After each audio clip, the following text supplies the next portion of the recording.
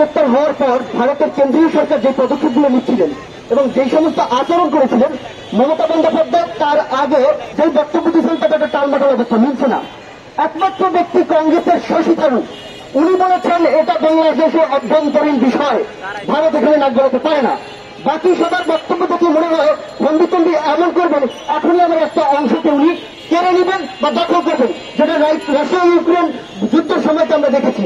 আরো যদি ভালোভাবে মনে করি দিতে চাই, সেটা হচ্ছে সম্রাট অশোকের সেই অখণ্ড ভারতের যেই ম্যাপ সেটা প্রকাশ করার মাধ্যমে এবং হিন্দুত্ববাদীদের উগ্রবাদী যে আলাপ এই অঞ্চলকে তারা নিয়ে যাবে একটা হিন্দুত্ববাদী রাষ্ট্র তৈরি করার কারণে, সেই বক্তব্যই কিন্তু স্পষ্টভাবে প্রমাণ পায় সেদিকে যাচ্ছে।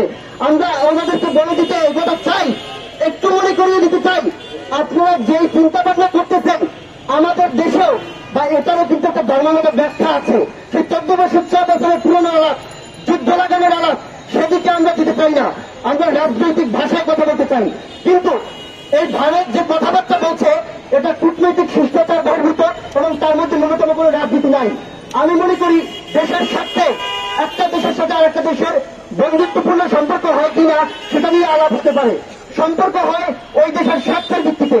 আপনার স্বার্থের ভিত্তিতে কোন জায়গায় আধিপত্যবাদ বিস্তার করবেন সেটা আপনার একান্ত ব্যাপার, কিন্তু সেটা করতে করতে সীমা লঙ্ঘন করার পর আধিপত্যবাদ বিস্তার করাই যখন একমাত্র পেশায় পরিণত হবে আর সেটা বাংলাদেশকেই বেছে নেবেন, এটা বাংলাদেশের জনগণ বরদাস্ত করবে না।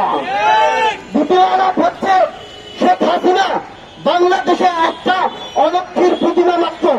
14টা বছর সারা দেশকে লুটতরাজ করার মাধ্যমে তারা আওয়ামী গুন্ডা ফ্রন্টদের দিয়ে বেগমপাড়া, চিটাগং, মালয়েশিয়া, সিঙ্গাপুরে সে বানিয়েছে।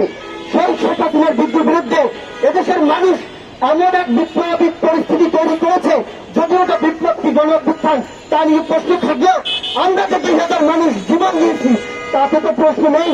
সেই অলক্ষীর প্রতিমা শেখ হাসিনাকে বাংলাদেশ থেকে বিসর্জন দেওয়ার পর মোদী আশ্চর্যজনকভাবে সেটাকে পূজা পার্বণ করার জন্য ভারতে নিয়ে গিয়েছে। এই অলক্ষীর প্রতিমা যারাই পূজা করবে তাদের জন্য কল্যাণ বয়ে আনবে।